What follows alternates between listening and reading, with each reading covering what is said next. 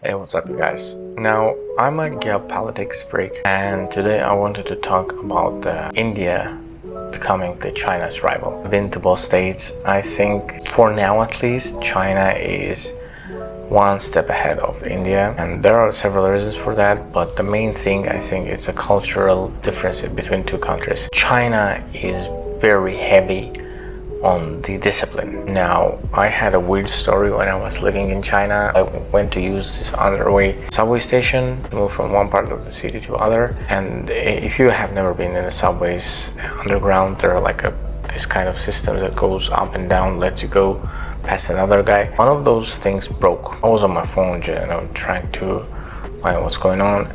It took a split second when I watched back and saw about 100 people waiting in the line. No one complained, no one screamed, no one went crazy. They just waited. That amazed me how disciplined those guys are. As opposed to India, it's like, if you've ever been there, it's totally chaotic.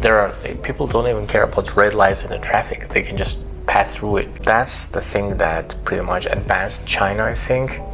Of course, there was like a huge influence of Communist Party to the people who are not cooperating and overall enforcement, but I think it was in the culture of Chinese people to be much more disciplined. It's an older nation state-wise. I mean, one of the oldest states known to humanity was in China, although India is also very rich in history.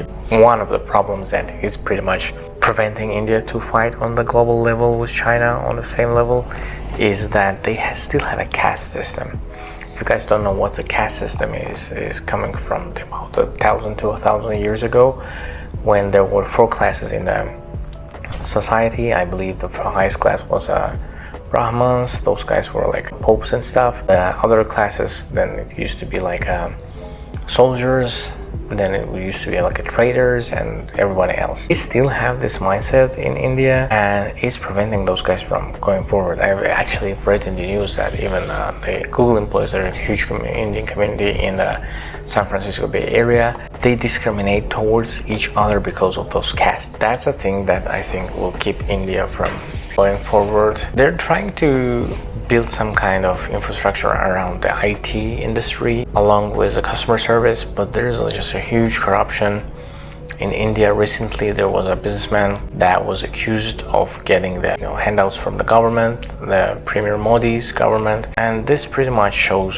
why. Don't get me wrong, I'm not saying that China is not corrupt. Obviously they're like super corrupt, but at least there is being worked out on the governmental level. Like, say, Jack Ma, the richest man in the country, is being kidnapped because he's not cooperating with CPP, but that's pretty much it. I mean, population-wise, India just passed China. I think that was something that China was trying to slow down themselves, although they're expected to have a population crisis in a couple of years. But generally speaking, I think that having lots of population that is hungry is harder than to manipulate the amount of people and bringing them down and having more satisfied customer population than guys that are starving in the villages. Overall, I think for now India would have a hard time catching up with China, a country that is trying to grow their GDP. This is an economic comparison, don't get me wrong. Anyways, that was my brief about the India vice versa China.